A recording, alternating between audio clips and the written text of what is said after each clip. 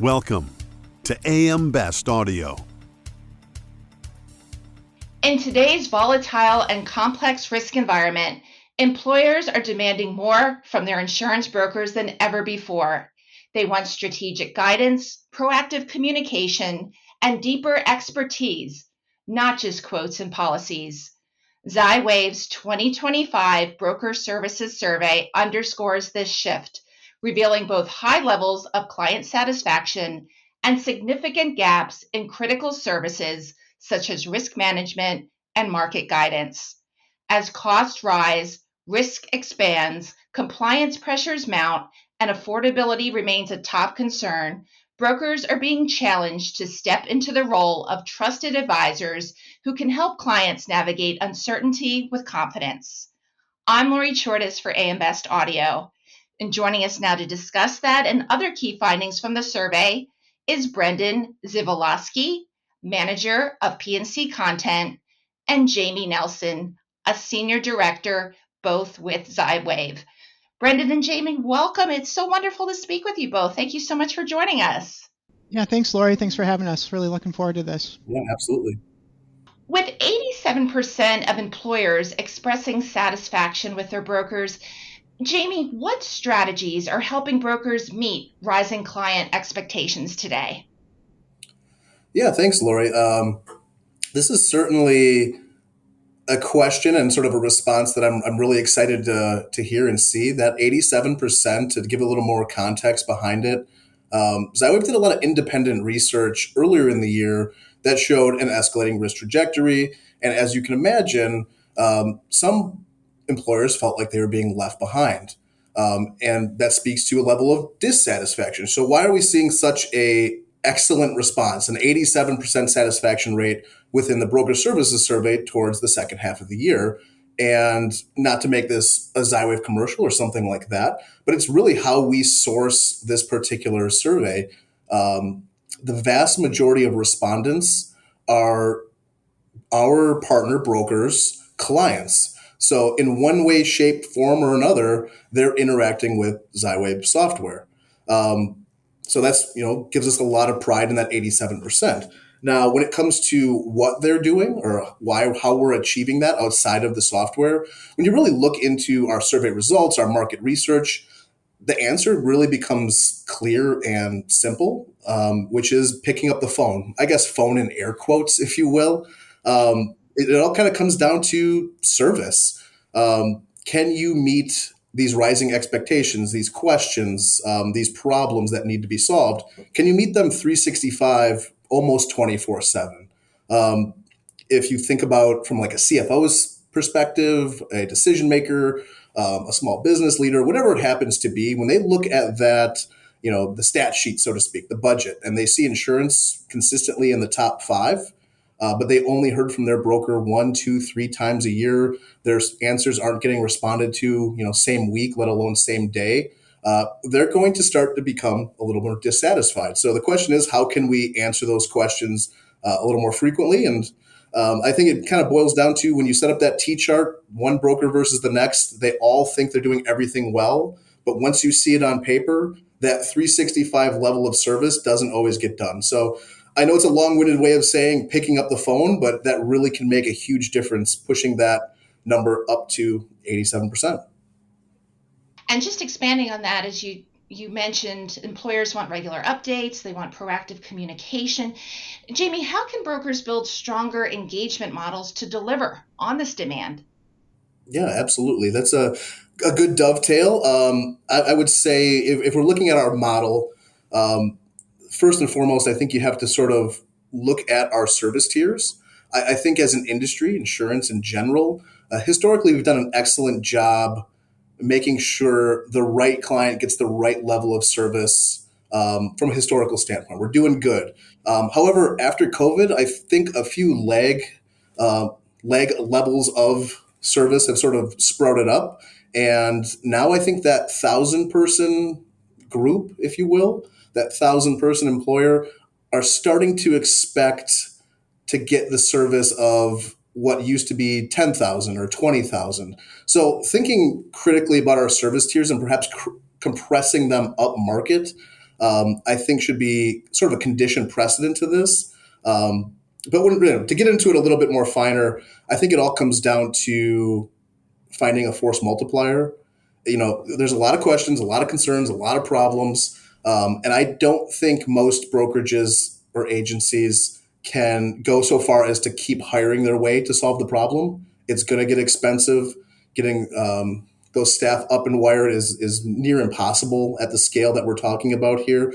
So you really have to look for force multipliers. And from what we've seen, the ones that are really successful is, partner with somebody that has a content marketing lead generation tool that can do things like present validated resources automatically, have those resources be backed by data, make the connections so the right customer is receiving the right resource at the right time. Once again, if it can be automated, even better. If AI can start making connections, that's great. And so that's sort of the tip of the spear. One that we're really excited about, and we see it all over the broker services survey. We see it within our own data for Zywave products. In the last 24 to 36 months, I feel like something has changed in regards to client portals, or client cloud is what Zywave calls it. There definitely seems to be a shift in engagement. And I don't know if it's post-pandemic. People started interacting more digitally, more consistently, change in demographics, population-wise, of decision makers. I think there's a larger cohort of individuals that are more willing to self-serve, but also just exist and answer their questions a little more digitally versus picking up the phone. So that trend is at play. But at the end of the day, if you have a client portal with tools and all sorts of engagement resources, the best ones, the ones that are really going to engage the customer, are proactive as well, right? It's just not a repository. It's going to be sending alerts. It's going to be engaging with the client on the things that they need at that time. We were just talking with, I was just speaking with Brendan and one of our attorneys last week, and he was talking about our employee handbook builder tool within Content Cloud and how he has, I think it was 20 to 30 1-1 policies configured and ready to send out across the states, across the country. And if you think about the level of human resources that would take to get that done manually, it's a lot, right? And so if we can set up automation in the form of portals and in the form of marketing and lead generation, it's going to take the pressure off of everyone involved and give our producers, our back support staff, time to really dig in and put a finer point to the biggest problems or the things that are driving revenue. So that tooling, along with taking a look at service tiers, is really where we think we can build in a force multiplier. Customize your data experience. BestLink now offers an interactive company dashboard that provides company-level intelligence in a fast, user-friendly interface featuring interactive tables, charts, and Sparkline performance histories. Customize the dashboard tiles to prioritize the insurer ratings, data, and analytics that best support your workflow. AM Best. Our insight, your advantage. Many employers cite affordability as a top challenge. Jamie, how are brokers helping clients balance competitive benefits with escalating costs?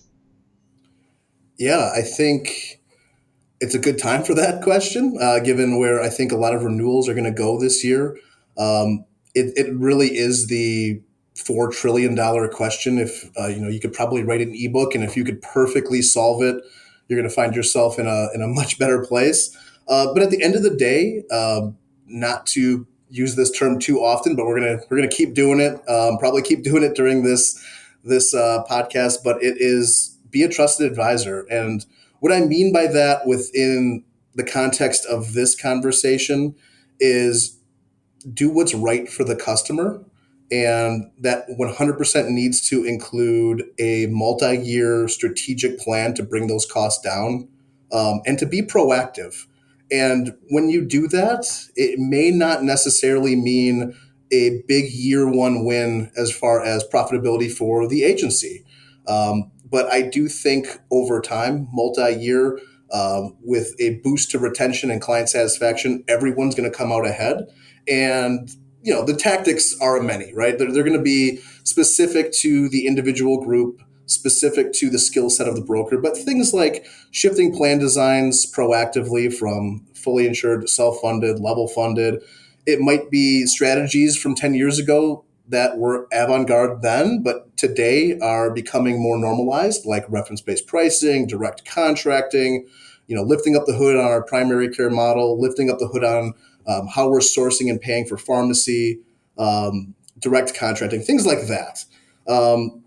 That's what it really boils down to. How can we be proactive in our approach and do what's absolutely best for the customer? Because once again, if you're only checking in Q4, it's going to be problematic. Risk management services and market guidance are key gaps identified in the survey. Brendan, what steps should brokers take to close these gaps? And how is Zywave helping them enhance these services for clients? Yeah, Lori, that's really a great question. And before we jump into that, I think it's important to start by stepping back and considering the volume of change that's occurred in the commercial insurance industry in recent years. We've seen changes to pricing and capacity strategies, higher levels of underwriting scrutiny, and the growth of the E&S market, right? So all of those factors are impacting a client's insurance experience. In this environment, it's really incumbent on brokers to help clients navigate market dynamics and give them a level of depth and understanding, right? So there's several questions brokerages should be asking themselves, right, from my view, and hopefully the answer to these questions is yes, right? So first, are we providing our clients with market updates on a regular cadence? What are we as a brokerage hearing from our capacity providers? What trends are we seeing both, on individual lines of insurance, but also for the industries that we serve, the industries that our clients are in? And then what do underwriters truly care about this year? And have we shared that information with our clients? The second component is, has that guidance been delivered in a fashion that's impactful and at our client's level, right? Is it easy to understand and easy to digest and actionable? And then finally, as a brokerage, are we adjusting our risk management and insurance counseling strategies according to the current demands of the market? So simply put, does the brokerage have the resources to educate their clients and make them more informed insurance buyers? If not, Zywave certainly has a suite of resources that can help on this front.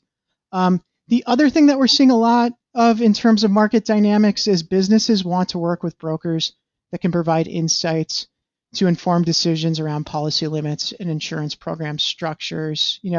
When a broker is recommending a policy limit, the business really wants to see the proof behind that recommendation.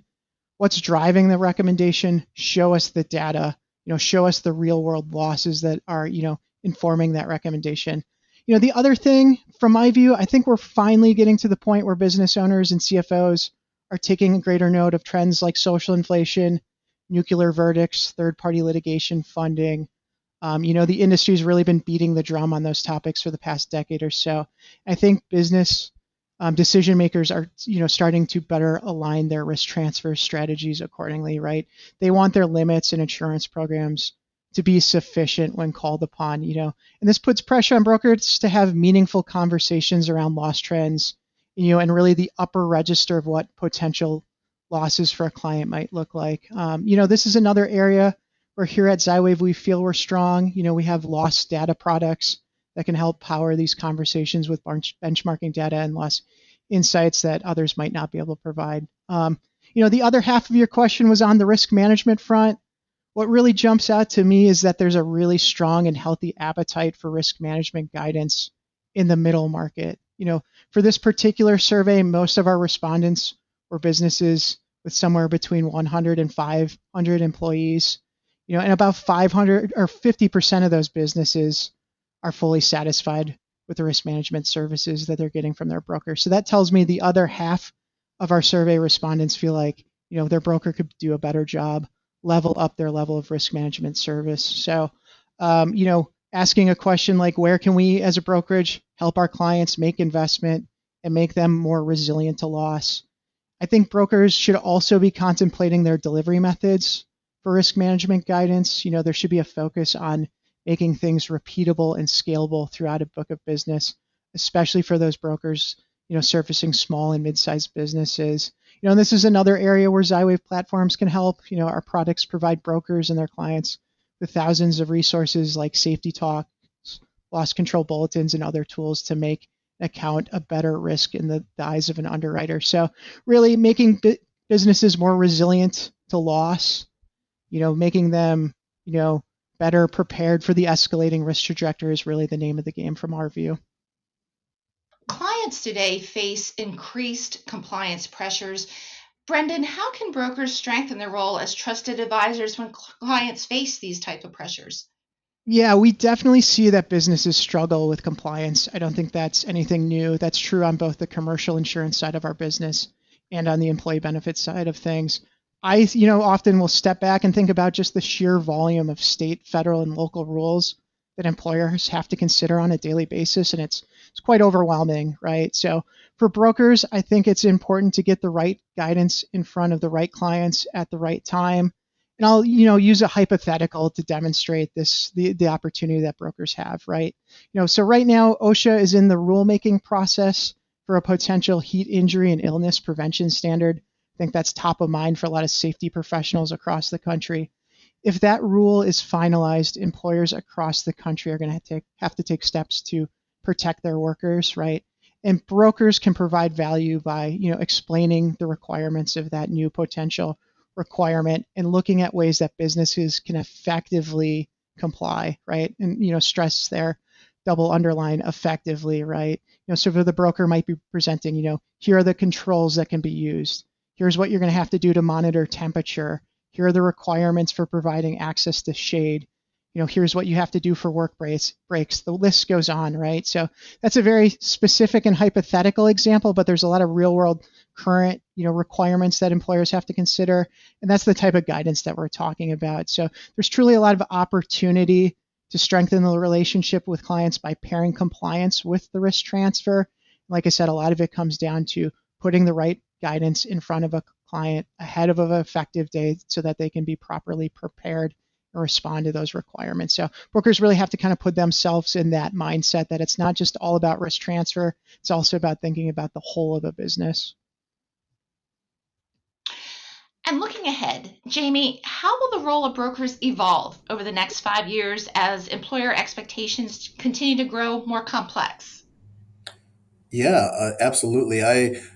In no way, shape, or form is this an easy question to answer. I'm just looking backwards. You go back 5 or 10 years, and I'm wondering how many offices had fax machines, or how many still do, right? But then you see this escalating risk trajectory and all these new tools and technology, and we really are flying forward. So it's really a dichotomy. I think to at least try to generally answer it, looking to other industries, I wonder if we might see further specialization or further generalization among brokers and producers we're bringing on. To maybe put a more specific answer on it, one thing I think I can say for sure is, given what I'm hearing from the marketplace, talking with agencies, hearing word on the street from conferences, I think producer validation is going to be a bigger investment in this industry. And if we land that investment to outcome stage, I think what we'll really see is a better educated, whatever version of them, specialized or general, it's going to be a better educated class of producers and brokers entering the insurance ecosphere, if you will. I also think with emergence of AI and how it intersects with L&D, I think it's likely we see continuing ed much more invested in addition to technology. I think many are going to be born of technology, and that's going to be part of these producer validation and continuing ed programs. So once again, long-winded way of saying, I think we're probably walking into an era where best in class are going to be the most educated broker population, to date. Yeah, and I'll just add to that. I think this question really gets at the crux of what a lot of brokerages across the country are grappling with, right? Looking at the future, consumer expectations have only gone up in recent years. We know when carriers take rate, like they have in certain segments of the industry in recent years, businesses look for more ROI from their insurance spend, right?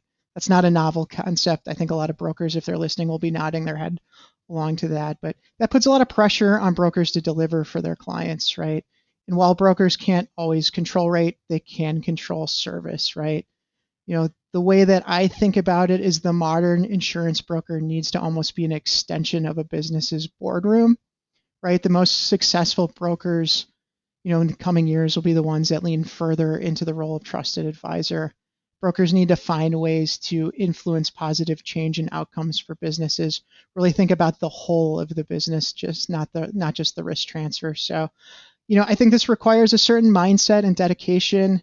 The other thing that it requires brokerages to do is find efficiencies throughout the brokerage to free up time so that staff members can focus on value-added services and guidance, right? Some of the things that we've talked about in this conversation. So that often means with partnering with organizations like Zywave to unlock new levels of efficiency.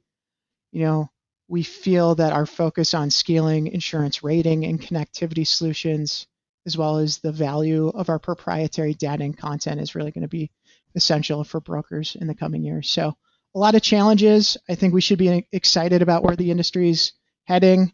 I think there's a lot of opportunity for those that can really consult with their clients, and take that proactive approach to being, a true risk manager for their clients. So that's how I view it. I think that's how Zywave views it. So.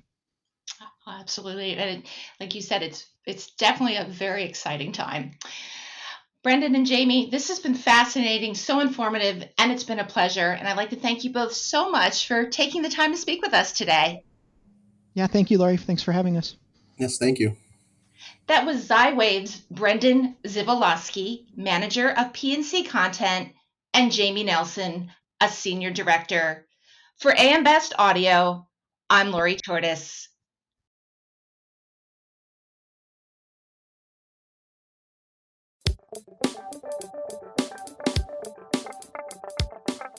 Looking to get the full attention of the insurance industry?